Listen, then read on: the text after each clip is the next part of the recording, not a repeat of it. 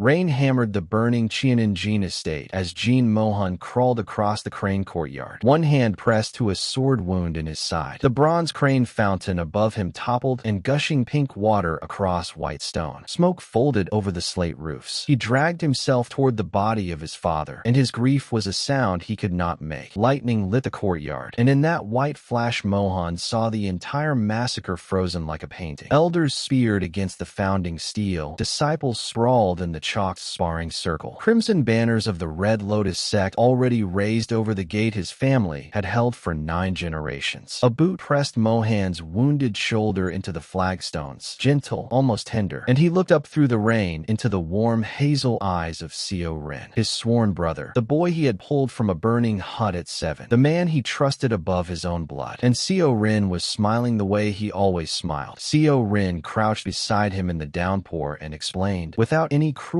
in his voice, that the Red Lotus had promised him what the Gene never would, and that loyalty was simply a debt one paid until a better offer came. The calm of it hollowed Mohan out worse than any blade. Mohan tried to rise, his lean arms shaking against the wet stone, hatred briefly burning hotter than the wound. But Seo Rin only pushed him back down with 2 fingers, the way an adult quiets a child, and the helplessness of it was its own death. Through blood in his mouth, Mohan rasped the names of his dead, his father, his 2 elder brothers, the cook who had slipped him rice when the branch elders starved him as punishment. And Seo Rin listened patiently, then said it was a pity such a soft boy had lived this long at all. The Red Lotus master strode through the smoke, a tall figure crowned by a lacquered headdress shaped like a blooming lotus, and on a single nod from him a disciple dragged the clan's heirloom, the founding jade, a millpail crane carved from riverstone, and dropped it carelessly into Mohan's reaching hand as a joke, a toy for a dying mongrel. Mohan's fingers closed around the cold jade out of pure instinct, the way a drowning man clutches anything. And against the screaming red of the courtyard the stone was startlingly cool, almost humming, a single quiet note beneath the roar of the fire. Seo Rin straightened, drew his tasseled sword, and lined the edge against the phantom thin skin of Mohan's throat, still smiling, still gentle, telling him to close his eyes and that it would be kinder than he deserved. And Mohan, refusing the mercy, kept his eyes wide open and fixed on the traitor's face. The blade fell. Pain became a white line across his throat. The courtyard tilted, the burning roof spun into the black rain, and in the last sliver of awareness Mohan poured every ounce of his rage and regret into the jade clenched against his chest, a wordless vow that he would not let it end here. Not like this, not by that hand. The jade answered. A cold light bled out between his fingers, swallowing the fire, the rain, the smiling traitor. The toppled crane fountain, dragging the entire dying world backward into a silence so total it felt like being unmade. And Jean Mohan fell out of his own death and into nothing. He woke screaming, hands clamped to his throat, expecting blood, and found smooth, unbroken skin, a younger jaw, no wound at all. Pale morning light fell through a paper window. He was lying on the thin reed mat of the servant's wing, in the cramped gray room they had exiled him to as the dishonored youngest son. Mohan sat bolt upright, chest heaving, and stared at his own hands in the dawn light, soft, unscarred, the hands of a 19-year-old who had not yet learned how the world would end. The corded muscle and old burns of his final years were simply gone, peeled away like a stranger's coat. He stumbled to the cracked bronze mirror in the corner of the servants' room and saw a face he had not worn in a lifetime. Leaner, frightened, alive. And behind the fear in those obsidian eyes, something colder was already waking. Doing arithmetic, counting backward across the years to the morning the catastrophe began. From the courtyard below drifted ordinary sounds, a broom on flagstones, disciples calling the dawn count, the bronze crane fountain running clean and whole. And each ordinary sound struck Mohan like a hammer, because he remembered every one of these people lying dead in the rain, and they did not yet know it. A bell rang the hour, and the date a servant chalked on the duty board in the corridor confirmed the impossible. He had fallen exactly 11 years, and 1 season before the night his family burned. He had the time, he had the memories, and for the first time in 2 lifetimes, the helpless boy was the most dangerous person in the estate. Mohan pressed his forehead to the cool wood of the doorframe and let the grief come once, fully, silently, shoulders shaking in the gray little room, because he knew that after this single morning he would not be able to afford it again, and that every tear now was a debt he would collect in blood later. When he lifted his head, his face had changed. The trembling was gone, replaced by the still, patient flatness he remembered seeing only on veteran killers. He wiped his eyes with with a frayed sleeve of the crestless gray robe they made him wear. And he began, quietly, to plan the unmaking of the Red Lotus sect. The first thing he did was hide the jade. He searched his own thin body, his bedroll, the loose floorboard where his child self stored stolen rice, and found the mill pail crane was not there. It would not come to him for years yet, sealed in the ancestral hall reliquary, and the cold absence of it at his collar felt like a missing tooth. Mohan understood at once that the regression had cost him nothing. He could see and given him only one weapon, knowledge, and that knowledge had a shelf life, because the future he remembered would begin to bend the moment he changed a single thing. He would be racing his own memories before they spoiled. He slid open the paper door and stepped into the colonnade gallery overlooking the crane courtyard, gripping the cold rail as the whole estate spread below him in the clean morning. Black timber halls, red gates, pine and bamboo on the mountain shoulder, every beam of it whole, every roof unburned, and the sight of it intact nearly broke him a second time. Down in the courtyard the morning drills had begun, ranks of disciples flowing through the crane forms in the chalk circle, and there at the front, golden in the early sun, laughing as he corrected a younger boy's stance, stood Seo Rin, alive, beloved, 19 and unbetrayed, the white streak bright at his temple. Mohan's knuckles went white on the gallery rail and the phantom line across his throat flared with cold pain at the mere sight of him. For one black instant, he wanted to throw himself down the stair and tear the traitor apart with his soft, unscarred hands. And the wanting was almost stronger than reason. He did not move. He breathed, counted, and remembered exactly how strong Seo Rin already was at this age. A prodigy who would, in 11 years, cut through clan elders like wheat. And he understood with cold clarity that to charge now was simply to be killed again, quietly, in a corridor, by a boy everyone loved. So Mohan let the murderous moment pass through him like cold water and filed it away. And instead, he studied the courtyard the way a general studies a map. Which elders were corrupt and would sell the clan. Which guards could be turned. Which gate had failed on the final night. Every weakness he had paid for in his own blood. His eldest brother, Jean Dale, crossed the courtyard below with the easy authority of the heir apparent, and Mohan's chest clenched. Because in his memory Dale had died on the founding steel with 3 red lotus spears in him. And here he was complaining cheerfully about cold tea, utterly unaware that his little brother was watching him from a balcony 11 years after his murder. A branch elder named Huang spotted Mohan on the gallery and shouted up at him to stop loitering like a beggar and report to the woodshed for the dishonored boy's chores. And Mohan, who in his last life had cringed and obeyed, simply looked down at the man with a calm so total that Elder Huang faltered mid-insult, unsettled without knowing why. Mohan came down the granite stairs slowly, head bowed in the old submissive way, performing the meek dishonored son the estate expected. But inside he was cataloging Elder Huang's face, because he remembered this exact man unlocking the east gate for the Red Lotus on the final night. The first betrayer after Seo Rin, the small rot before the great one. In the woodshed he split logs as ordered, blistering his soft regressed palms within the hour, and he welcomed the pain, leaning into each swing, because his body had 11 years of weakness to undo and not 1 day to waste. Every stroke of the axe was the first brick of a vengeance he intended to build with monstrous patience. That night Mohan lay awake on the thin reed mat listening to the sleeping estate and made 3 lists in the dark. The people he would save, the people he would turn, and the people who would die screaming. And against each name he set a date, a method, and a lie. The architecture of 11 years of revenge taking shape behind his quiet eyes. He knew he could change nothing as a powerless, crestless servant boy. Before he could touch Seo Rin or the Red Lotus, he had to climb. To claw his way out of the dishonored branch, earn a true place in the clan, and gather power no one would suspect a soft youngest son of holding. All without tipping his hand a year too early. The next morning Mohan presented himself, unbidden, at the edge of the dawn drill in the crane courtyard, and asked the drill master in a small, humble voice to be allowed to practice the basic forms with the lowest disciples. A request so pathetic the gathered disciples laughed, and Seo Rin kindly told them to let the poor boy try. Mohan thanked his sworn brother with downcast eyes, and the warmth in Seo Rin's smile as he clapped the youngest son on the shoulder put ice down Mohan's spine, because he had felt that exact hand on that exact shoulder 11 years from now, in the rain, pressing him into the flagstones to die. He took his place at the very back of the ranks, and ran the crane forms badly on purpose, stumbling, drawing snickers, playing precisely the harmless fool he needed everyone to see, while underneath the clumsiness his mind ran the forms perfectly, remembering a lifetime of refinement, hiding mastery inside a beginner's flailing body. What no one in the courtyard understood was that Mohan was not learning the forms. He was relearning how to inhabit a weak body that remembered being strong, mapping the gap between what his mind knew and what these young muscles could do. And that gap, he vowed, would close faster than any prodigy in clan history. Each night, while the estate slept, Mohan slipped down to the splintered peak above the halls, a wind-scoured plateau with a sheer drop into a sea of cloud. And there, alone under the cold stars, he drilled the true forms his mind remembered, his thin body screaming, sweat freezing on his skin, the cloud sea breathing silver below the cliff edge. He pushed the regressed body to collapse and past it, vomiting from exhaustion at the cliff's lip, then rising again. Because he had calculated that a normal disciple's progress would never close the gap to Seo Rin in time, and only a brutal, body-destroying regimen no sane teacher would allow could buy back the years he needed. On the 7th night, his overstrained meridian seized, and he dropped to his knees on the freezing stone, vision swimming, certain for a heartbeat that he had killed his own body and wasted the gift of regression. And the terror of dying uselessly again, alone on a peak with his vengeance unbegun, was worse than the pain. It was there, gasping on the splintered peak, that Mohan first felt the faint cold hum he remembered from the jade, not in his hand, for the relic was still locked away, but resonating somewhere deep in his own chest. A single quiet note, as though the regression had left a sliver of the crane stone fused into him. He chased that cold note inward the way he had been taught to chase breath, and it guided his frayed energy back into its channels, soothing the seized meridians, knitting the damage. And Mohan understood, with a thief's delight, that he had not merely been sent back in time. A fragment of the heirloom's power had come back inside him. By the end of the first month, the soft-handed fool at the back of the dawn drills had begun, very carefully, to be slightly less foolish, landing one clean strike in 10, then 2, calibrated precisely so that his improvement read as a slow, unremarkable talent and never as the impossible leap it truly was. Mohan's first deliberate change to the future was small and surgical. He befriended a half-starved kitchen girl named Yun, who in his old life had died nameless in the massacre, by quietly leaving her half his own meager rice, not from softness alone, but because he remembered that Yun, grown, became the estate's quietest, sharpest-eyed informant. Yun was suspicious of the dishonored boy's kindness, watching him with the flat wariness of someone who had only ever been used. And Mohan did not press, did not explain, simply kept leaving the rice, day after day in the steam of the great kitchen, until her suspicion wore down into a fragile, useful loyalty. Through Yun's whispers from the kitchen, where every guest and elder eventually came to be fed, Mohan began rebuilding his map of the estate's rot in real time, learning which elders were already taking quiet Red Lotus silver years before they would openly betray the clan, confirming, name by name, the future he carried in his head. The first confirmation chilled him. Elder Huang, who had unlocked the East Gate on the final night, was already meeting a stranger in a gray traveling coat at the back kitchen door, and Yun had seen silver change hands. The rot Mohan remembered as 11 years away had, in truth, already begun to spread. Mohan realized then that his memories were a map of a fire that was lit far earlier than he had ever known, and that the massacre on the rainy night was not a sudden treachery but the harvest of a decade of slow corruption, which meant he had less time and more enemies already in motion than even his nightmares had told him. He needed power faster than the crane forms alone could give him, so Mohan turned his cold attention to the ancestral hall, the dim blackwood shrine where the clan's founding techniques and the heirloom jade were sealed, knowledge his dishonored branch was forbidden to touch, and which he intended to take anyway. Late on a moonless night, Mohan crept into the ancestral hall, threading between the long rows of ancestor tablets under the dim brass lamps, the air thick with old incense, his bare feet silent on the worn boards, and he stood at last before the locked reliquary where, somewhere in the dark, the mill-pale crane jade waited for him. He laid his palm against the cold reliquary lock and felt, faintly, the answering hum of the crane stone within, the same single note that lived now in his chest, and the two resonances reached for each other through the iron, recognition across a lifetime. The relic remembering the hand that had clutched it as it died. Mohan did not break the lock. He was not ready to be caught with the heirloom, and stealing it now would only declare war he could not yet win. Instead, he pressed his forehead to the cold reliquary and made it a silent promise in the incense-dark hall. He swore that he would earn the right to carry the heirloom openly, as the clan's true heir, before he ever used it to bury the red lotus in the ground. But the ancestral hall held more than the jade. Along Along the shadowed back wall, behind the oldest tablets, Mohan found what his memory had half buried: the sealed niche of the clan's founder, and within it a brittle scroll of the original crane-severing technique. The true art, harsher and deadlier than the watered forms taught to disciples for 9 soft generations. He read the founder's scroll by the light of a single shielded candle, crouched among the tablets of his own dead, and the technique was everything the modern clan had forgotten. Built not for honorable sparring, but for killing larger, stronger enemies through perfect timing and merciless economy. The exact art a small man needed to fell a prodigy. Mohan copied the founder's scroll onto a strip of cloth he could hide against his skin, returned the brittle original to its niche, and slipped out of the ancestral hall before dawn, carrying out of that shrine of the dead the one weapon that could let the youngest son outgrow the sworn brother who would one day cut his throat. From then, his secret training on the splintered peak changed shape entirely. The harsh founder's crane severing demanded a body forged through pain, and Mohan drove himself through its brutal stances night after night above the cloud sea, the cold jade note in his chest guiding his torn meridians back together each time he overreached. Progress that should have taken a disciple a decade compressed into seasons, because Mohan was not discovering the art, but remembering how it would feel once mastered, steering his young body toward a destination his mind had already mapped. And yet he forced himself to hide every gain, to remain the harmless, soft fool in daylight. The strain of the double life began to show in small ways. The calluses he had to explain away as woodshed work, the exhaustion he masked as illness, the nights Yun caught him slipping back at dawn with bruised knuckles. And each time Mohan spun a soft, pitiable lie, hating how easily the dishonored boy mask still fit. A turning point came at the season's ranking trial on the splintered peak, where every disciple was made to fight before the elders to set the year's order. And Mohan, who had always placed dead last, knew that to advance even slightly, he would have to reveal a sliver of his hidden strength, a calculated, dangerous crack in his disguise. He chose his opponent with surgical care, not Seo Rin, never yet Seo Rin, but a mid-ranked bully named Pak who had tormented the dishonored boy for years, and whom Mohan remembered dying as a Red Lotus collaborator, a man no one would mourn and whose defeat would read as luck rather than mastery. On the wind-scoured plateau, with the cloud sea churning below and the elders watching from a stone dais, Mohan let Pak swagger forward and strike first, absorbed the blow with a stumble that looked like fear, and then, for one precise, hidden instant, used a single clean fragment of the founder's crane severing to drop the larger boy flat. The plateau went silent. Pak lay stunned on the stone, and Mohan stood over him, already folding back into a startled, apologetic crouch, as if even he could not believe what had happened, selling the victory as a fluke so completely that the watching elders laughed and called it the luck of a desperate weakling. But 2 people on that peak did not laugh. The harsh blade master who oversaw the trials narrowed her hawkish eyes at the angle of Mohan's vanished stance, and across the plateau, golden in the cold sun, Seo Rin tilted his head and studied his soft, sworn brother with the faintest flicker of something that was not quite warm. Mohan felt that hazel gaze land on him and forced his heartbeat steady, keeping his eyes wide and frightened, performing relief and confusion. But inside, the phantom line across his throat burned cold, and he knew he had just spent a precious sliver of his secret to climb one single rung, and that the traitor had felt a crack. That night, Seo Rin sought Mohan out alone in the colonnade gallery, draping a friendly arm around the smaller boy's shoulders, praising his lucky win, asking with easy warmth where a dishonored servant boy had learned to move like that. And every gentle word was a knife testing for a seam in the armor. Mohan leaned into the lie with the whole of his 2 lifetimes, laughing weakly, crediting blind panic and the ancestors' pity, making himself smaller and softer and more harmless with each sentence until the suspicion in Seo Rin's eyes finally cooled back into fond contempt. But Mohan never forgot that it had been there at all. When Seo Rin finally clapped his shoulder and walked off into the lantern light, Mohan stood alone at the gallery rail above the dark courtyard, shaking with the effort the deception had cost, and understood the true shape of his war, that for years he would have to lose in the open to win in the dark, and smile at the man who would murder him. With Yun's help, Mohan engineered an errand that took him down the long granite stair to the night market of Harry, the lantern-drowned river town at the mountain's foot, where crooked stalls leaned over wet stone alleys and paper lanterns floated their reflections on the black canal, a place he remembered well, for it was where he had once bought the poison that failed to save his father. He moved through the crowded alleys with his hood up, a soft, dishonored boy by his clothes, envisioning invisible, and that invisibility was a weapon because the assassins, fences, and exiled masters who haunted Harry watched for ambition and saw none in the meek youngest son drifting past their stalls. Mohan was hunting one person, a disgraced physician poisoner named Old Goo, whom he remembered from his last life as the Red Lotus's quiet supplier. The man who would, in 11 years, brew the toxin that weakened the clan's guards on the final night, and who therefore knew the Red Lotus's secrets long before anyone else. He found Old Goo stalled down a flooded back alley, a hunched figure behind jars of dried things and a single guttering lamp, and Mohan did not threaten him. Instead, he set down a coin and quietly recited 3 details about the man's future clients that no living person should have known, and watched the poisoner's face go gray. Old Goo's hands shook as he stared at the soft-faced boy reciting his secrets, and Mohan let the silence stretch, the canal lapping in the dark behind them, before offering a simple bargain. The poisoner would feed him everything he learned of the Red Lotus, and in return Mohan would ensure Old Goo was not among the loose ends the sect inevitably tied off. The poisoner, who had survived decades by knowing which way the wind turned before it blew, looked into the boy's calm obsidian eyes and felt the unmistakable weight of something far older than 19 years staring back. And he agreed, more frightened of the soft youngest son than of the masters he served. From that night, Mohan had his second informant, this one wired into the enemy's own supply chain, and the future began to fill in with terrible clarity. The Red Lotus was not merely a rival sect, but a slow siege, buying elders, seeding poison, turning prodigies, patiently hollowing the Qianin gene from within over years before the final blow. Mohan returned up the mountain before dawn with his hood beaded, in canal mist, and his mind colder than the stone under his feet. And he added a 4th list to the 3 he kept in the dark, a timeline, a clock counting down to the rainy night, against which he now raced, not just to grow strong, but to dismantle a conspiracy already in motion. The first thread he chose to cut was Elder Huang, the gate trader, but Mohan did not move against the man directly. A dishonored boy accusing an elder would be flogged and silenced. Instead, he fed Yun a single carefully chosen rumor and let it drift up through the kitchen into the elder's council like smoke under a door. The rumor was true, which made it lethal, that Huang was skimming the clan's grain stores and selling the surplus in Harry. Mohan had Old Goo plant the buyer's receipts where an honest steward would find them, and within a fortnight Elder Huang was hauled before the clan head, stripped of rank, and expelled from the estate in disgrace. Mohan watched from the shadowed colonnade gallery as Huang was marched out the red gate he would have opened to murderers, and the youngest son felt no triumph, only a cold ledger entry satisfaction. One future betrayer removed, the east gate that failed on the final night now in cleaner hands. The timeline bent a single crucial degree away from the fire, but bending the future had a price he had foreseen. With Huang gone, the Red Lotus would know their corruption inside the gene had been touched, and somewhere in a blood-lacquered fortress deeper in the mountains, an enemy he could not yet see would begin, slowly, to wonder who in the clan had grown teeth. Seasons turned, and the soft fool at the back of the dawn drills became merely a quiet, unremarkable mid-rank disciple. Mohan rationing his revealed strength with miserly care, climbing just fast enough to gain standing and access, never fast enough to draw the eyes that had flickered toward him on the splintered peak. In private, on the cloud-wreathed peak each night, his mastery of the Founder's crane severing deepened until the harsh art moved through him like breath. The cold jade note in his chest now a steady current he could draw on, his torn meridians long since healed into something tougher and stranger than any disciple's, a body remade by pain and patience. His true skill, kept hidden, had already surpassed most of the clan's elders. But Mohan understood that raw skill was not yet vengeance, that he needed legitimacy, a place at the clan's high table from which he could protect the people he meant to save and command the resources he meant to turn against the Red Lotus. The path to that legitimacy ran, cruelly, through his own family. Mohan's eldest brother, Gene Dale, the beloved heir, was a kind and honest man, and Mohan remembered Dale dying first on the founding steel precisely because he was too honest to believe in the betrayal until the spears were already in him. So Mohan began the slow, painful work of getting close to the brother who barely remembered the dishonored youngest son existed, running small errands flawlessly, offering quiet, accurate warnings dressed as a servant's guesses, making himself useful in 100 forgettable ways until Dale began, almost against his will, to trust the soft boy's judgment. It cut Mohan deeply to deceive the brother he was trying to save, to hide behind the harmless mask even with his own blood. But he had learned learned in the rain 11 years from now that Dale's open heart was a door the Red Lotus had walked through, and Mohan intended to be the lock no one could pick. A test of that bond came when Mohan, through Old Goo, learned of an ambush set for Dale on the Harry Road. A staged bandit attack meant to thin the gene succession early. He could not warn his brother openly without revealing impossible knowledge, so he chose to be on that road himself by arranged accident when the blades came out. The ambush struck at dusk on a pine-shadowed switchback above the gorge. 4 hired killers in nondescript gray swarming Dale's small escort, and Mohan, who had spent seasons pretending to be weak, made the hardest choice of his second life: to drop the mask in the dark where only men who would not survive to tell of it could see. The Founder's crane severing unfolded for the first time at full lethality, Mohan moving through the ambushers like a cold wind through wheat, each strike economical and final, his slim borrowed saber drinking the dusk light. And the 4 hired killers were down before Dale had finished drawing his own sword. The road gone silent, but for the wind in the pines. Dale stared at his soft little brother, standing among 4 fallen men, blade lowered and breath barely raised. And the question in his eyes was the one Mohan had dreaded. How? And Mohan, thinking faster than he had ever thought, spun a story of years of secret, shame-driven practice, of a dishonored boy desperate to be worth something. It was a lie braided with just enough truth to hold, and Dale, his honest heart moved rather than suspicious, embraced his brother on the bloodied road, and swore that the dishonored branch had hidden a treasure too long. And Mohan, returning the embrace, felt grief and guilt and savage hope war in his chest all at once. That ambush changed everything. Dale brought Mohan before the clan head, and the council vouched for him, and demanded the youngest son be released from the dishonored branch and given a true disciple standing. And though the elders grumbled, the heir's word and 4 dead assassins on the Harry Road were not easily dismissed. For the first time in 2 lifetimes, Mohan stood in the crane courtyard, wearing the midnight blue jean robe with a silver crane crest at the shoulder. The crestless gray rag of his servitude burned behind him, and the cold morning sun on that silver crane felt less like honor than like the first weapon he had been waiting 11 years to pick up. But legitimacy made him visible, and visibility drew the gaze he had so carefully avoided. Across the courtyard, as the council confirmed Mohan's new rank, Seo Rin watched his risen sworn brother with that warm hazel smile fixed in place. And beneath the smile, for the first time, Mohan saw real, focused calculation, the snake recognizing a rival. That night, Seo Rin came to Mohan's new quarters bearing wine and brotherly congratulations, and the 2 of them sat by lamplight in a grim parody of the bond they had once truly shared. Seo Rin probing with easy charm for the truth of Mohan's hidden years, Mohan deflecting with the practiced humility of a man who had nothing to hide. Mohan poured the wine and let Seo Rin talk, and as the traitor spun warm tales of their shared childhood, the burning hut, the matching burn scars, the vow of brotherhood, Mohan realized with a lurch that part of Seo Rin still believed those tales, still half loved him, and that this was the most dangerous thing of all, for a man can murder what he loves and feel righteous. When Seo Rin finally rose to leave, he paused at the door and said, lightly, that the world was changing and that clever men chose their patrons early, and that he hoped his dear brother would be clever. And Mohan understood it for exactly what it was, the first soft offer of the same betrayal. 11 years early, an invitation to the Red Lotus dressed as fraternal advice. Mohan smiled and thanked him and said nothing that could be held against him. And after the door slid shut, he sat alone in the lamplight, turning the untouched wine cup in his fingers, certain now that Seo Rin's path to the Red Lotus had already begun, and that the clock in his chest had just lurched faster toward the rain. The harsh blade master who oversaw the trials, a tall, hawk-eyed woman in a black coat with crimson piping, a hooked scar along one cheekbone, had not forgotten the vanished stance she glimpsed on the splintered peak, and she began, quietly, to watch the risen youngest son the way a hunter watches a print that does not match the animal that should have made it. She cornered Mohan one cold dawn in the empty crane courtyard, drew her real longsword without warning, and tested him with a single brutal strike meant to flush out whatever he was hiding. And Mohan, caught flat, had a half heartbeat to decide between revealing the Founder's art and taking a wound he could have parried. He chose the wound. He let the blade open a shallow line across his shoulder rather than show her the truth, stumbling back with a yelp of convincing panic, selling clumsiness so completely that the blade master lowered her sword in disgust. Yet her hawkish amber eyes lingered on him a beat too long, unconvinced, filing the moment away. That near discovery taught Mohan a sharper lesson than any drill. That one watcher with patience was more dangerous than 100 enemies with spears, and that the Blade Master, honest and relentless, could neither be bribed nor turned and would have to be either won as an ally or eluded for years. He chose to win her, slowly, the way he won everyone. Not with revelation, but with usefulness, leaving anonymous tips that sharpened her trials, quietly improving the disciples she despaired of, until the woman who suspected him most became, without realizing it, the person whose drills made his own hidden reforms possible. Through Yun's kitchen whispers, Mohan learned that another name on his ledger of the nameless dead was about to die early. A young water-bearer named Son, who in his last life had drowned in the flooded training catacombs beneath the estate during a forbidden disciples' duel that the elders pretended never happened. The catacombs, the undervaults, a dripping warren of torchlit galleries and black standing water beneath the halls, were where the clan's crueler disciples settled scores away from the elders' eyes. And Mohan remembered that on a coming night a bully would force a duel there, and a bystander child would drown in the panic. He could not simply forbid the duel without explaining knowledge he could not own. So Mohan did what he had learned to do best. He arranged to be in the undervaults himself that night, drifting down the dripping stone stair into the torch smoke and the smell of black water. A soft disciple seemingly lost where he should not be. The forbidden duel was already underway when he arrived, two disciples circling on a narrow ledge above the flooded dark. A knot of spectators jeering. The water-bearer's Son pressed terrified against the wet wall exactly where Mohan's memory had placed her. Alive, for now, in the place she had once died. When the duel spilled off the ledge and the panicked crowd surged, knocking the child toward the black water, Mohan was already moving. Not with the Founder's art, which would have screamed his secret, but with a single ordinary lunge timed by a lifetime's memory, catching Son's wrist at the very lip of the drop. He hauled the child back from the water she had drowned in once, set her on her feet in the torchlight, and quieted the brawl with nothing but the cold authority that had been growing in him. And the disciples, sobered, dispersed up the dripping stair, never guessing that the soft Jean boy had just rewritten a death he alone remembered. Son clung to his sleeve in the torch smoke, shaking, and Mohan crouched to her level and told her only that she should stay clear of the undervaults from now on. And as she nodded and fled up the stair toward the lamplight, he stood alone in the dripping dark and let himself feel, for one breath, the bottomless relief of a name struck from the wrong column of his ledger. Each life he pulled back from the rain steadied something in him, and Mohan began to understand that his vengeance and his mercy were not separate projects but the same one, that every soul he saved was both a wound healed and a soldier gained, and that the home he was rebuilding would itself become the weapon that broke the Red Lotus. But the saved lives accumulated risk as well as strength, because each one was a thread of strangeness woven into a future the Red Lotus had counted on unraveling. And Mohan knew that somewhere in the blood-lacquered stronghold, a ledger of their own was filling with anomalies, all of them pointing back toward the unremarkable youngest son of the gene. His training, meanwhile, outran even his own expectations. On the splintered peak, the cold jade note in his chest had matured into a current he could turn at will, and the Founder's crane severing had become so much a part of him that he had to consciously make himself clumsy in daylight, the disguise growing heavier than the mastery it hid. There came a night when Mohan, drilling alone above the cloud sea, finally completed the Founder's highest form. A single descending strike, the old scroll called the severing of the crane's shadow, a movement of such economy that it seemed to happen between heartbeats, and the stone plateau cracked beneath the released force, the cloud sea trembling silver below. He stood over the cracked stone, breathing hard, and understood that he had just surpassed not only every disciple, but most of the elders of the Qin and Jin, that the dishonored boy was now, in secret, perhaps the single most dangerous fighter in the clan, and that he would have to keep that truth buried for years yet, smiling and losing in the open. The weight of the disguise pressed hardest in his dealings with Dale, for the honest heir had come to love and rely on his risen brother, and every warm conversation was built on a foundation of necessary lies. Mohan steering, hinting, protecting, never able to say the one true thing, that he had already watched this kind brother die with spears in his chest. One evening Dale found Mohan alone in the colonnade gallery above the courtyard and confided quietly that he sometimes felt his little brother had become a stranger he did not recognize. Older somehow, sadder, always watching the gates as if waiting for an enemy no one else could see. And Mohan, his heart breaking, deflected with a soft laugh and a lie about bad dreams. The lie was true in its way, for Mohan's sleep was nothing but the rain, the burning roofs, the toppled crane fountain, the smiling traitor, the cold blade across his throat. And he woke most nights with his hand at his neck, checking for blood, the phantom scar aching in the dark of his quarters as the clock in his chest ticked toward a storm only he remembered. To anchor himself against the nightmares, Mohan returned again and again to the work, expanding Yun's network of kitchen eyes and laundry whispers into a quiet intelligence web that reached down the mountain into Harry, mapping the Red Lotus's movements through old goo, until the youngest son of the Jin knew more about his enemy's true shape than the clan head and all his elders combined. What that web revealed chilled him. The Red Lotus's interest in the Qian and Jin was not greed for a single clan's lands, but a piece of a far larger design, a slow consolidation of the region's martial powers under patrons whose names old goo could only whisper, a darkness behind the sect that Mohan, even with 2 lifetimes of memory, could barely make out. He realized then that breaking the Red Lotus alone would never be enough, that he was fighting one visible head of a thing with many, and that true safety for his family lay not in surviving the rainy night, but in tearing out a conspiracy that reached far beyond the gorge, a war so much larger than his revenge that it made the 11-year clock feel suddenly terrifyingly short. The scale of it might have broken a lesser will, but Mohan had already died once and crawled back through time, and he met the widening horror the way he met everything now, with cold arithmetic, breaking the impossible war into a sequence of survivable steps, the first of which remained simply this: make the Qian and Jin too strong to be the easy first domino the patrons intended. Now a recognized disciple, Mohan turned his cold patience to the clan itself, treating the Qian and Jin the way a physician treats a body riddled with a slow poison, finding each corrupt elder, each boggart, each weakened wall he remembered failing on the rainy night, and quietly, methodically, beginning to heal them. He could not simply accuse the traitors. He had to make the clan strong enough to survive even those he could not yet root out. So Mohan persuaded Dale to revive the old founder's drills, teaching disguised fragments of the harsher crane severing to the disciples he remembered dying helpless, hardening the very people the Red Lotus planned to slaughter. The estate began, subtly, to change. The dawn drills grew sharper, the guards more wary, the gates better kept, and the elders credited the heir Dale, never suspecting that the soft youngest son drifting at the edges was the true architect, rewriting the clan's fate one quiet suggestion at a time. Mohan reserved his deepest care for the people his memory had marked as the nameless dead. Yun the kitchen girl, now his loyal spy master, the old gatekeeper who had died bolting a door against the flood of crimson, the stable boy, the laundry women, the disciples too low to matter, each of them, in his ledger, a life he had failed once and would not fail twice. But every degree he bent the future cost him the reliability of his memories, and Mohan felt his great advantage slowly eroding. Events arriving early, faces in places they had not been, the clean map of the rainy night blurring as the present rewrote it, and the loss of that certainty frightened him more than any blade. The Red Lotus felt the change too. Their corruption inside the gene kept failing now, bribed elders dismissed, planted poisoners exposed, an ambush turned into 4 dead men on a road, and from their blood-lacquered stronghold deeper in the mountains, the Lotus-crowned master finally turned his full attention toward the clan that would not rot on schedule. Mohan learned of it through old Gu, who sent word up the mountain that the Red Lotus had dispatched an envoy to the Qian and Jin under a flag of false friendship. A courtesy visit that Mohan knew, from no memory at all now, was a reconnaissance to find the hidden hand frustrating their long siege. The envoy arrived in a procession of crimson banners that bled color into the gray mountain morning, and the whole estate gathered in the crane courtyard to receive them, and Mohan, standing in the disciples' ranks in his midnight blue robe, kept his eyes downcast, and his breathing slow as the men who would one day burn his home walked in smiling under truce. At the envoy's side, to Mohan's cold horror, walked Seo Rin, invited by the visitors themselves, honored before the whole clan as a promising young talent the great Red Lotus had taken an interest in, and the warmth with which the elders received that honor told Mohan exactly how deep the rot already ran. During the welcome banquet in the great hall, lanterns swaying over long tables, the Red Lotus envoy made a show of testing the clan's disciples in friendly sparring, and Mohan understood the trap at once. They were hunting for the unusual fighter who had cut down 4 trained killers on the Harry Road, and any disciple who shone too brightly would be marked. So when the envoy's men called for a volunteer, Mohan let louder. Prouder disciples stepped forward and humiliate themselves, and he stayed in the shadows, until Seo Rin, smiling, named his dear brother before the whole hall. Volunteer volunteering Mohan for him, with the gentle malice of a man flushing prey from cover. Trapped before the entire clan, Mohan rose and crossed to the cleared center of the hall, and faced a grinning Red Lotus duelist twice his size. And in that instant, he had to solve an impossible equation in a heartbeat: win and reveal himself, lose and be safely overlooked, or thread a needle so fine that he survived being seen at all. Mohan chose the needle. He fought just well enough to be respectable and no more, taking calculated hits, hiding the founder's art entirely behind clumsy orthodox forms, and let the Red Lotus duelist back him to the edge of the floor, performing a promising but limited talent so convincingly that the envoy's interest visibly cooled. But Seo Rin, watching from the high table with a cup at his lips, was not fooled. He had seen the 4 dead men's wounds, and he knew the angle of his sworn brother's stance. And across the crowded hall, his warm hazel eyes met Mohan's for one long, terrible heartbeat, and in them was the certain knowledge that the soft boy was hiding a monster. The duel ended in Mohan's polite, harmless defeat, the hall laughing fondly, the envoy turning away bored, and Mohan let himself be helped up, dusty and meek, even as he felt Seo Rin's gaze on his back like a brand, and understood that he had fooled everyone in the room except the one man who mattered. That night, alone on the splintered peak under a cold scatter of stars, Mohan finally let his fury off its leash, not at an enemy, but at the cloud sea, driving the full lethal crane severing through the empty air until the stone underfoot cracked, grieving for the control the disguise cost him, for the brother he was losing twice, for the years still between him and the rain. He returned to find Yun waiting in the dark of his quarters with grim news. The dismissed Elder Huang had not crept away to obscurity, but had fled straight to the Red Lotus, carrying everything he knew about the strange rise of the dishonored youngest son. And the loose thread Mohan thought he had cut was now a rope in his enemy's hands. Mohan stood very still as the implication settled, that the Red Lotus now had a name, his name, attached to the frustration of their siege, and that somewhere in the blood-lacquered fortress the lotus-crowned master was learning that the youngest son of the Gene was the splinter under his nail. He made his decision before dawn. If the enemy was beginning to see him, then waiting passively for the rainy night 11 years away was a fool's plan, because the timeline had already broken and the catastrophe might now come early, on a schedule he no longer remembered. He had to stop reacting and strike at the conspiracy's root before it adapted. The root, Mohan knew, was not the Lotus Crown Master alone, but the chain of corruption binding the Red Lotus to powerful patrons in the wider martial world, sponsors who had funded the slow murder of the Qian and Jin for reasons of territory, and old grudges that Mohan, from his last life, only half understood. To attack that root, he needed to become more than a hidden disciple. He needed standing in the wider Murim itself, a reputation that would let him move among the great clans and sects, and the fastest forge for such a reputation was the great regional martial tournament held each year on the splintered peaks of the gorge, where unknown talents became legends overnight. Mohan had avoided the tournament in his last life out of fear and shame. Now he resolved to enter it, calculating that a controlled, dazzling debut, strength revealed on his own terms, in his own frame, before the whole martial world, would protect him better than hiding, by making him too prominent for the Red Lotus to quietly disappear. It was a gambler's reversal of everything he had done, trading the safety of the shadows for the exposure of the spotlight, and Mohan knew the risk, that stepping into the light would draw not only allies and fame, but the full, focused malice of the Lotus Crown Master and the patrons behind him, years ahead of schedule. He brought the plan to Dale, framed as a younger brother's ambition to bring honor to the long-shamed branch, and the honest heir, proud and unsuspecting, championed it before the council. And so the Qian and Jin entered the dishonored youngest son in the regional tournament, the elders expecting a noble failure, Mohan intending an earthquake. In the weeks before the tournament, Mohan trained not to win, winning he was sure of, but to control exactly how much of the founder's crane severing the world would see, choreographing his own legend down to each revealed technique, deciding precisely which secrets to spend and which to keep buried against the day he finally faced Seo Rin. The morning of the tournament, the gorge filled with the banners of a dozen clans and sects, the splintered peaks ringed with viewing galleries cut into the cliffs, the cloud sea churning far below the fighting plateau, and Mohan, in his midnight blue robe with a silver crane bright at his shoulder, walked out onto the high stone alone for the first time as himself. He won his first bouts with measured, escalating brilliance, each victory tuned to build a legend without spending his deepest art, and the galleries that had come to mock the dishonored Gene began, round by round, round, to fall silent and then to roar. The youngest sun rising out of decades of shame in a single blazing afternoon above the clouds. In the third round, Mohan was matched against a brawny spearmaster from a northern clan, a man who fought with overwhelming reach, and the youngest Jin let himself be driven across the plateau for long heartbeats, reading the rhythm, hiding his depth, before slipping inside the spear's arc with a single clean step and ending it, the crowd rising to its feet in a roar that rolled down the gorge. Between bouts, a young swordswoman from an allied clan sought Mohan out beneath the cliff galleries, blunt and bright-eyed, demanding to know how a dishonored son had become the talk of the tournament. And Mohan, wary of every new face, answered with practiced humility, even as he noted that she fought without the small cruelties that marked the Red Lotus's kind. She would not be deflected, and over the long afternoon she appointed herself his unlikely ally, talking past his silences, reading his measured fights with a sharp eye. And Mohan, who trusted no one in this life and had been murdered by the one he trusted in the last, found himself unsettled by how badly a part of him wanted to let someone stand at his side again. He kept her at arm's length all the same, because every bond was a thread an enemy could pull, and he had learned in the rain exactly what a trusted hand could do. Yet he filed her clan's name and strength into his widening map, a possible ally against the patrons behind the Red Lotus when the larger war finally came. In the semi-final, Mohan faced a masked duelist of the Red Lotus itself, entered into the tournament to test the talents the sect meant to recruit or remove. And across the chalked circle, the youngest Jin recognized the iron gallery style he remembered carving through his family on the rainy night, and the old throat scar burned cold beneath his collar. He fought that masked killer with a care that looked like difficulty and was in truth restraint, hiding the founder's deepest art while still winning, mapping the Red Lotus combat style for the war he knew was coming. And when the masked duelist finally fell, Mohan caught, beneath the mask, a flicker of the sect's true cold patience, and understood he had just been measured as much as he had measured. The masked duelist, defeated, spoke a single low sentence as he withdrew, that the great Red Lotus rewarded talent and punished obstacles, and that a wise youth would consider which he intended to be. And Mohan recognized the recruitment and threat for what it was. The same fork-tongued Seo Rin would later speak, and gave back only a soft, harmless smile. And in the highest gallery, among the crimson banners of honored guests, the Lotus-crowned master of the Red Lotus watched the unknown Jin youth carve through the tournament with a stillness that was its own kind of recognition, leaning to the dismissed traitor Huang at his side, asking, without any doubt left in his voice, whether this was the splinter. Mohan felt that distant red gaze find him from the high gallery, even through the roar of the crowd and the wind off the cloud sea, and his old throat scar flared cold. And he understood, with the next opponent already stepping onto the plateau, that he had succeeded perfectly and catastrophically, that he had made himself a legend and a target in the same breath. Then the tournament officials announced the next bout, and the name they called across the wind-scoured plateau froze the blood in Mohan's veins, because it was the one match he had schemed for years to delay until he was ready. Seo Rin, golden and smiling, was striding out onto the stone to face his sworn brother before the entire martial world. The two sworn brothers faced each other across the chalked circle on the high plateau, the cloud sea breathing silver below and 1,000 faces watching from the cliff galleries. Seo Rin radiant in crimson and gold, Mohan still and gray-eyed in Jin blue. And for one suspended heartbeat, the years collapsed and they were two boys again, scarred hands clasped over a vow neither would keep the same way. Seo Rin spoke first, low enough that only Mohan could hear beneath the wind, marveling with that warm smile at how far his dear little brother had come, asking again, gently, who had truly taught him to move like a killer. And Mohan saw that the smile had not changed at all between this plateau and the rainy courtyard 11 years away. Mohan answered nothing, because there was nothing left to say to a man he had watched cut his throat in a life this man did not remember. He simply settled into the harmless orthodox stance, the false weakness he had worn for years, and let his sworn brother believe he faced the soft boy he had always been able to push to the ground. Seo Rin attacked with a dazzling, generous brilliance that had made him the clan's beloved prodigy, his tasseled sword weaving golden arcs across the plateau, and Mohan gave ground deliberately, reading each strike with the cold ease of a man who had studied this exact fighter across 2 lifetimes, hiding mastery inside a retreat that looked like fear. The galleries groaned, expecting the dishonored Jin's bright rise to end here against the favored sun, and Mohan let them think it, let Seo Rin press him to the very edge of the the cloud drop. Let the traitor's hazel eyes fill with the easy triumph he remembered from the rain, drawing the snake all the way out of its hole. Then, at the cliff's lip with the cloud sea churning 1,000 feet below, Mohan stopped retreating. For one single, perfect instant, he let the Founder's crane-severing surface, not its full lethality, but enough, and turned Seo Rin's killing arc aside with a movement so economical and final that the entire roaring plateau fell into stunned silence. Seo Rin stumbled past him, disarmed, his tasseled sword skittering across the stone toward the drop. And for the first time in either of Mohan's lives, the golden prodigy's perfect smile cracked into raw, naked shock. The look of a man who has reached for a thing he owned and found it holding a knife to his heart. Mohan stood over the fallen sword at the cliff's edge, the wind tearing at his blue robe, and looked down at the man who would one day murder him. And the entire martial world held its breath, waiting to see whether the dishonored Jin would take the favored son's life. And Mohan felt the cold pull of 11 years of grief begging him to end it here. But he did not. Killing Seo Rin now, before the conspiracy was broken, would only hand the Red Lotus their martyr and their excuse, and would leave the patrons behind the sect untouched. So Mohan, with the whole world watching, simply kicked the tasseled sword back to his sworn brother's hand, and stepped away, conceding nothing and granting everything, an act read as mercy and meant as a message. The galleries erupted, and the legend of the youngest Jin was sealed in that single refused kill. But Seo Rin, climbing to his feet with his retrieved sword and his reassembled smile, understood the message exactly, that his soft little brother could have killed him and chose not to, and that nothing between them would ever be soft again. From the highest gallery, the Lotus Crown Master watched the whole exchange and rose, satisfied, having seen everything he came to see, that the splinter under his nail was not only real, but extraordinary. A single Jin youth who could humble a prodigy and choose to spare him. The most dangerous kind of enemy, because he was patient. That night the tournament held its victory banquet under 1,000 lanterns strung across the gorge, and Mohan moved through it as a sudden legend, courted by clans that had ignored his family for generations. And he used every handshake and bow to do the real work, mapping the alliances of the great sects, hunting the quiet patrons who funded the Red Lotus. Seo Rin found him on a lantern-lit terrace above the cloud sea, and dropped the brotherly warmth for the first time, and spoke plainly at last, his voice low against the lantern light. He said that the world belonged to those who took it, that the Qian and Jin were a dying house, clinging to dead honor, and that there was still a place for a clever brother at the side of the rising power. If only Mohan would be wise. Mohan listened to the betrayal offered openly years before the rain, and felt a strange grief settle over his fury, because somewhere under the snake there was still the boy from the burning hut, and he answered quietly that he had already seen exactly where Seo Rin's wisdom led, and that he would burn down the rising power and salt the ground before he let it touch his family. The threat was soft-spoken and absolute, and for the first time Seo Rin truly looked at his sworn brother, and saw a stranger wearing a familiar face, saw something that had been to the end of the world and come back colder, and the prodigy's hazel eyes, for once, held something close to fear before the smile slid back over them. They parted on the terrace without another word, two boys from the same burning hut, now openly set on a collision, and Mohan watched Seo Rin walk back into the lantern light toward the crimson banners of the Red Lotus, and knew that the long, quiet phase of his vengeance was over and the war had begun in the open. He returned up the mountain to find the Qian and Jin estate changed by his triumph, the elders who had scorned the dishonored branch now fawning, his brother Dale glowing with pride, the silver crane on his shoulder suddenly a thing of honor, and Mohan moved through the celebration like a ghost, because he alone knew the cost the legend had bought. That cost arrived within the month. The Red Lotus, no longer able to rot the clan slowly from within, abandoned the long siege and chose the swift blade. An old goose sent frantic word up from Harry that the Lotus Crown Master was gathering his iron galleries for a direct assault on the Qian and Jin. Years before the rainy night, Mohan remembered the future he had bent now snapping back at him early. Mohan stood in the crane courtyard reading the poisoner's warning, the bronze crane fountain running clean behind him, and understood the terrible symmetry of what his own actions had wrought, that by saving his family from the slow death, he had provoked the fast one, and that the massacre he had returned through time to prevent was now coming early because of him. He did not waste a heartbeat on despair. Mohan went straight to Dale and, for the first time, told his honest brother a version of the truth large enough to act on, that the Red Lotus meant to destroy them, that he had proof, and that the clan had perhaps a month to prepare for a war it did not yet believe was coming. Dale, who trusted trusted his risen brother now beyond reason, took the warning to the clan head and the council. And there Mohan finally faced the wall he had always known waited. The comfortable elders who could not believe that a rival sect would dare open war on the ancient Qianin Jin, who called the threat a young legend's arrogance and dithered while the iron galleries gathered. So Mohan stopped asking permission. With Dale's quiet backing, he began preparing the estate for siege on his own authority as the clan's new champion, drilling the disciples in the lethal founder's forms in the open at last, reinforcing the failing east gate he remembered breaking, stationing the people his memory had marked as the dead where they might instead survive. He moved Yun and her network onto a war footing, turned Old Gu's poison knowledge to the clan's defense, and recalled every exiled master and forgotten favor he had spent years quietly banking in the night market of Harry, assembling brick by desperate brick the defense the Qianin Jin had never managed in the life where they all died in the rain. And through it all, Mohan finally returned to the ancestral hall, to the locked reliquary where the millpale crane jade had waited 11 years for the hand that clutched it as it died, because he understood that to face the lotus-crowned master and the patrons behind him, he would need not only the founder's art, but the heirloom's power he had carried a fragment of since the regression. He stood before the reliquary in the dim incense light among the ancestor tablets, the cold jade note in his chest rising to meet the stone beyond the iron. And this time he did not make a promise. He broke the lock and lifted the founding crane jade into his hand, and felt the relic and the fragment within him fuse into a single, blinding cold current that nearly drove him to his knees. The jade burned a pale brand across his left forearm as their powers married, sealing into Mohan a depth of strength the soft, dishonored boy could never have held. And in that surge he saw, in a single cold flash behind his eyes, not memory but possibility, the estate burning again, the rain, the founding steel, the smiling traitor, every nightmare he had returned to prevent, now rushing toward him years too soon. Mohan staggered out of the ancestral hall into the gray dawn courtyard with the heirloom jade at his collar, and its brand on his arm, the full founder's art in his marrow, the clan armed and waiting, and the whole machinery of his 11-year vengeance finally assembled. And for the first time since the rain, he allowed himself to believe he might actually break the future before it broke him. That fragile belief lasted exactly until Yun came running across the courtyard, white-faced, with the report Mohan had dreaded above all others, that the iron galleries of the Red Lotus were already on the mountain road a day early, moving fast under crimson banners through the dawn fog, and that they had not come alone, for at the head of the advancing host, leading the murderers toward the home of the brother he had sworn loyalty to in a burning hut, golden and smiling beneath the crimson banners of the Red Lotus, rode Seo Rin. And Mohan, gripping the heirloom jade at his throat as the war he had raced 11 years to win finally crested the mountain road, knew the rain was about to fall early, and that this time he would be the one standing in the courtyard when it did. Mohan did not freeze the way the boy he had been would have frozen. He turned from Yun and began issuing orders across the waking courtyard in a voice so calm it cut through the rising panic, and disciples who had laughed at the dishonored son a year before now ran to obey the youngest Jin without a heartbeat's hesitation. He sent the laundry women and the stable boys and every soul his memory had marked among the nameless dead down the hidden gorge path to the safety he had prepared in Harry. And as Yun herded them out the rear gate, Mohan caught her eye and gave a single nod, paying, at last, a dead 11 years old, getting the helpless out of the rain before it fell. Then he turned to the defense itself, climbing to the watch pavilion above the estate where the whole compound spread below him in the dawn fog. Black timber halls, red gates, the bronze crane fountain catching the first light, and from that high vantage he set the clan's hardened disciples at the points he remembered failing, the reinforced east gate now bristling instead of broken. Dale came to stand beside his brother on the pavilion, drawing his sword, and for once the honest heir asked no questions about how the soft youngest son had become the calm center of a war. He only gripped Mohan's shoulder the way Seo Rin once had, except that this hand meant it, and the difference nearly undid Mohan where he stood. Below them the crimson tide reached the granite stair, the iron galleries of the Red Lotus pouring up the mountain in disciplined ranks, lotus-branded shields and long spears glinting through the fog, and at their head Seo Rin raised his tasseled sword, and the host gave a single roaring cry that rolled up the gorge like the first crack of the storm Mohan had crossed a lifetime to outrun. The assault broke against the reinforced east gate first, exactly where the future had said it would, and this time the gate held. The disciples Mohan had secretly drilled in the founder's lethal forms meeting the Red Lotus lotus spears. With a ferocity the sect had not expected from a clan they had marked for slaughter, the rewritten fate buying the Qian and Jin their first breath of survival. Mohan descended into the fighting like a cold wind off the peak, the founding jade burning pale at his collar, and the founder's crane severing unfurling at last in full lethal bloom. No longer hidden, no longer rationed, every economical strike dropping an iron-galleried warrior, his slim saber a gray line through the crimson chaos of the courtyard he had watched burn in another life. Where Mohan moved, the assault faltered, the attackers recoiling from a single blue-robed youth who fought like something far older and far worse than 19 years. And the disciples around him took heart and held the line. The crane courtyard that had been a slaughterhouse in his memory becoming, this time, a wall the Red Lotus could not break. But the Lotus Crown Master had not come to lose, and from the rear of his host he raised a gloved hand and sent forward his Iron Gallery elites, masked killers far beyond ordinary disciples. And the tide of the battle lurched, the Jin line buckling, blood now slick on the white flagstones around the bronze crane fountain, the nightmare crowding closer to its old shape. Mohan felt the battle tilting toward the catastrophe he remembered and made the choice he had been building toward for 11 years. To stop defending and to cut off the head, to carve straight through the crimson, host to the Lotus-crowned master himself. Gambling everything on ending the siege at its source before the courtyard became a grave a second time. He drove into the heart of the enemy, the heirloom jade blazing cold, the founder's art reaping a path through the Iron Gallery elites. But for every killer he felt too pressed in, and the slim saber grew heavy, and the old throat scar burned. And Mohan understood that even with a lifetime's mastery and the relic's power, he might simply be overwhelmed by sheer crimson numbers before he reached the master. It was then that the help he had banked for years arrived. Down the granite stair, drawn by every quiet favor Mohan had spent in the night market of Harry, came the exiled masters and forgotten swords he had cultivated in the shadows. Old Gu's whispered allies, that's called Du, falling on the rear of the Red Lotus host and turning the master's clean assault into a chaos of two fronts. In the sudden opening, Mohan broke through to the center of the courtyard and finally stood before the Lotus-crowned master himself, the man who had ordered his family burned, who had dropped the crane jade into a dying boy's hand as a joke. And the master looked at the youngest Jin with the heirloom now blazing at his collar and showed, at last, the first flicker of doubt. They fought across the blood-slick flagstones beneath the toppling banners, the seasoned master's brutal Red Lotus art against the youth's resurrected founder's crane severing, and the master was monstrously strong, driving Mohan back, cracking his guard, reopening on his throat the cold phantom line of the wound that had ended his first life, blood running real now down the young skin. For one staggering moment, bleeding from the old wound in the old place, Mohan felt the rain close over him again, the courtyard tilting, the smiling traitor, the cold light of the jade, and the terror that he had crossed a lifetime only to die in the same yard, by the same kind of blade, nearly stopped his heart in his chest. But the cold jade note that had lived in him since the regression rose to meet the heirloom at his collar, and the two powers married into a single blinding surge. And Mohan remembered, not with fear but with fury, that he was no longer the helpless boy who had clutched this stone and lost. He was the man who had come back to win, and the rain would not have him twice. He turned the master's killing thrust at the very last instant with a movement out of the founder's deepest art, stepped inside the larger man's reach, and drove his slim saber up beneath the lacquered lotus headdress in a single economical final strike. And the master of the Red Lotus, who had murdered a clan as a matter of patient business, folded to the bloodied flagstones with the founding steel at his back, exactly where Dale had once died. The fall of the Lotus-crowned master rippled through the crimson host like a struck nerve, and caught between the hardened Jin line and the exiled masters at their rear. The iron galleries broke, and Mohan stood swaying over the body of his family's destroyer in the courtyard that had become a grave in another life and was, this time, the place where the slaughter ended instead of began. But the war was not finished, because one figure had not broken with the rest. Across the corpse-strewn courtyard, beneath a sagging crimson banner, golden and no longer smiling, Seo Rin stood with his tasseled sword raised and his hazel eyes fixed on the sworn brother who had just killed the power he had betrayed his clan to serve. The two of them faced each other one final time across the white stone, exactly where it had all ended once before, except that the bodies on the ground wore crimson now, and the boy on his knees in the rain was instead the man on his feet in the dawn, and everything the rain had decided was about to be unmade. Seo Rin spoke, and for once once there was no warmth and no calculation in it, only a raw bewilderment, asking how